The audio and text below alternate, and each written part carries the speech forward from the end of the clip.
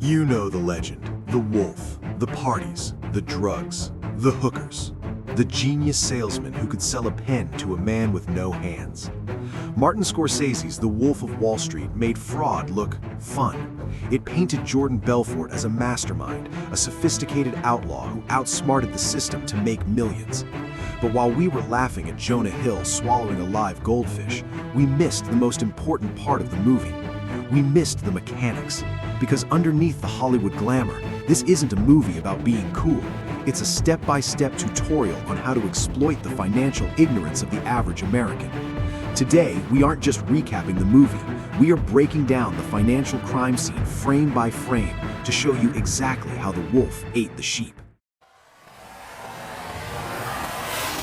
Meet Jordan, fresh-faced, married, and tragically honest. He walks into L.F. Rothschild in 1987 wanting to be a connector, a guy who helps people make money. But he quickly learns that Wall Street isn't a service industry, it's a casino, and the house always wins. His mentor, Mark Hanna, drops the mask immediately. He tells Jordan the golden rule of being a broker: move the money from the client's pocket into your pocket. The client doesn't matter, the stock doesn't matter, only the commission matters. It sounds like a movie villain speech, but it's actually the industry standard. Hold on for a second. Listen to what he just said. A broker makes a commission whether you win or lose. In the 80s, and largely still today, many financial advisors are not fiduciaries. A fiduciary is legally required to act in your best interest. A broker? They just need to sell you something. If the stock crashes and you lose your life savings, they still keep their commission. The game was rigged before Jordan even picked up the phone. Amazingly, the universe has a sense of humor. On Jordan's first day as a licensed broker, Black Monday hits. The market tanks. L.F. Rothschild folds. Jordan is out on the street. Desperate for a job, he lands in a tiny brokerage in Long Island that smells like stale smoke and desperation, selling penny stocks. These aren't Apple or IBM. These are companies that sell radar detectors out of a garage. But here, amidst the plastic furniture, he discovers the pink sheets. To a Wall Street elite, these stocks are garbage. They are companies with no assets, no revenue, and no future. But to Jordan, they are gold mines. Why? Because while a legitimate stock like IBM pays a 1% commission, these penny stocks pay 50%. Here is the math Belfort realized. Penny stocks trade outside major exchanges, like the NYSE. They are unregulated and illiquid, meaning they are hard to sell. Because the share price is so low, for example 6 cents, a broker can easily convince a client to buy 10,000 shares for just $600. The client feels like a major investor. But the spread, the profit for the broker, is massive. The spread is the difference between what the broker buys it for and sells it to you. The broker pockets that 50% spread immediately. In other words, the moment you buy a penny stock, you are instantly down 50% on your investment. Mathematically, it is impossible for the client to make a profit. Jordan realizes he can't sell garbage to rich people using the same old pitch. Rich people are smart, right? Wrong. They are just as greedy as everyone else. They just need a better story. The money attracted sharks. Jordan meets with Donnie Azoff, a man who proves that greed transcends intelligence. Together, they decide to scale up. They found Stratton Oakmont. The name sounds prestigious. It sounds like old money. In reality, it was a room full of uneducated stoners that Jordan trained to sound like Wall Street bankers. So he writes the script, called The Bait and Switch. You never start with the scam. You start with the bait, a legitimate blue-chip stock like Kodak or Disney. The broker makes almost zero money on this trade. It's a loss leader designed to manufacture trust. Once the client sees a small, real profit, they let their guard down. Then comes the switch. The broker dumps the worthless penny stocks into the account, and the client thanks them for it. Fast forward. The firm is huge. They are launching Steve Madden shoes to the public. This is the crown jewel of their fraud. Jordan gives a speech that would make a dictator blush, and the brokers hit the phones. They drive the price up and up and up. The clients are ecstatic.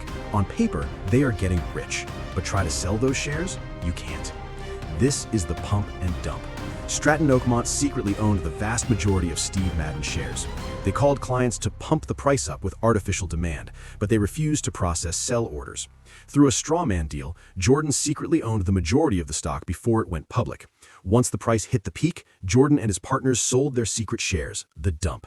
The supply flooded the market, the price crashed to zero, and the clients were left holding the bag, while Jordan walked away with $22 million in 3 hours. It was illegal, it was market manipulation, and it was pure profit. With unlimited money came unlimited excess. The office of Stratton Oakmont became a frat house on steroids. Drugs, prostitutes, violence. It was a culture where enough was never enough. Jordan leaves his wife for Naomi LaPaglia, the Duchess of Bay Ridge. He builds a life of yachts, mansions, and cocaine addictions. He is living the dream. But making illegal money creates a new problem. Where do you put it? The FBI is sniffing around, and you can't exactly deposit $20 million in cash at the local ATM without raising eyebrows. Jordan needs to get the money out of the US and into a Swiss bank. The SEC had been watching, and now the FBI, led by Agent Denham, was closing in. He uses the names of his wife's family members to hold the accounts. He opened an account in Switzerland using Naomi's Aunt Emma, a British national outside the US jurisdiction.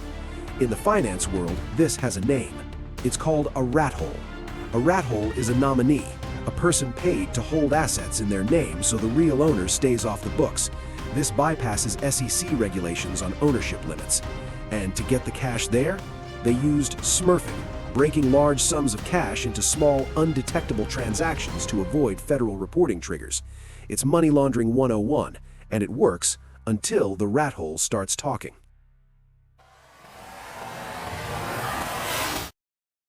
The house of cards began to wobble. Tensions rose. Donnie Azoff, high on drugs and paranoia, gets into a brawl with Brad, the money smuggler. Brad gets arrested. The FBI now has a thread to pull. Jordan's father and his lawyer beg him to take a deal, step down, pay a fine, avoid jail. It was the smart play. But Jordan is an addict, not just to Quaaludes, but to the power.